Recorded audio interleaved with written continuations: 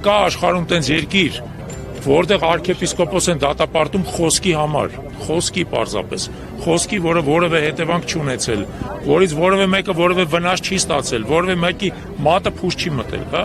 Սա բռնատիրության վատթարագույն դրսևորումն է։ Ով որ կխոսի Հայաստանի ազգային պետական շահերի դիրքերից, կորակվի որպես խաղաղության խոչընդոտող, խաղաղության թշնամի, հայ-ադրբեջանական բարեկամության թշնամի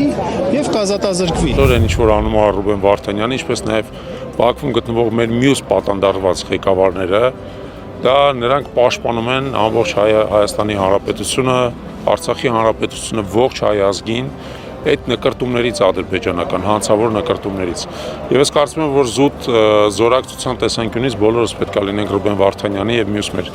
ղեկավարների կողքին։ Պատասխան են տալու ամեն ինչի համար, դատվելու են այս իշխանությունները, որտեղ հիմա դժվար է գտնել քրեական օրենսգրքում ինչ-որ մի հոդված, որ իրենք չեն խախտում։ Հայաստանի ծառայական Սուրբ Եկեղեցին մեր միջնաբերդն է։